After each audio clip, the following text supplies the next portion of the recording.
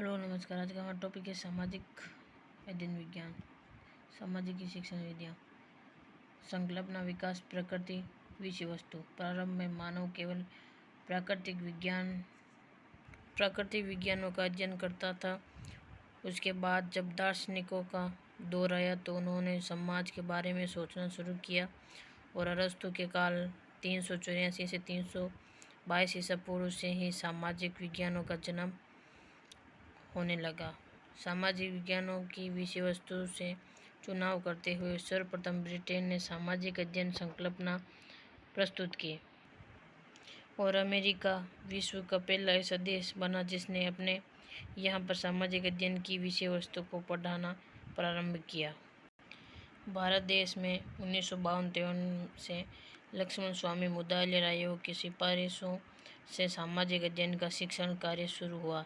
सामाजिक अध्ययन का विकास एक ऐसे क्रम से हुआ जिसमें सर्वप्रथम केवल भूगोल, इतिहास, नागरिक शास्त्र, अर्थशास्त्र को सम्मिलित किया गया। उसके बाद समाजशास्त्र व दर्शन शास्त्र को भी स्थान दिया गया। वर्तमान में इसके मूल विषय 6 हैं, जबकि भूगोल व नागरिक शास्त्र के अलग अलग भागों सम्मिलित किया गया। जबकि भूगोल व नागरिक शास्त्र के अलग अलग भागों को सम्मिलित किया जाए तो 8 है। देख लेते हैं हम किस प्रकार के क्वेश्चन पूछे जाते हैं। जैसे क्वेश्चन है, प्रारंभ में मनुष्य ने अध्ययन शुरू किया। भौतिक विज्ञान का इसका आंसर है। तो हम ये 6 विषय पढ़ लेते हैं। पहला है भूगोल। भूगोल की विषय वस्तु के द्वारा विद्यार्थियों में मानवीय परिस्थितियों के प्रादुर्भाव प्रारंभ से लेकर सभी मानव तक की जानकारियाँ एवं उसको प्रभावित करने वाली भौतिक परिस्थितियों का विशेष समन्वित ज्ञान प्रदान करना मूल उद्देश्य है। दूसरा विषय है इतिहास। मानव की उत्पत्ति से लेकर वर्तमान तक की ऐतिहासिक उपलब्धियों, आविष्कारों, परिवर्तनों के कारण हमारी सभ्यता एवं संस्कृति में दृष्टिगोचर होते रहे व्यवहार को भूत, वर्तमान व भविष्य से जोड़ते हुए स्पष्ट करना इतिहास का उद्देश्य है।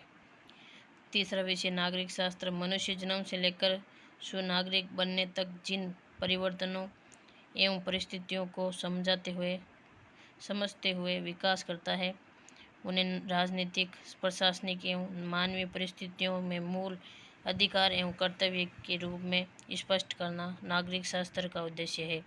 फिर है अर्थशास्त्र। मनुष्य वर्तमान के युग में जो कि आर्थिक युग है में किस प्रकार से अपने आप को स्थापित रखता है और उसके लिए अर्थ की महत्ता क्या है तथा अर्थ कहाँ से कैसे प्राप्त किया जाता है आदि को स्पष्ट करते हुए बालक को कृषि, उद्योग, व्यवसाय, नौकरी आदि का समतुल्य ज्ञान प्रदान करना एवं बालक को उनके लिए तैयार करना अर्थशास्त्र का उद्देश्य है।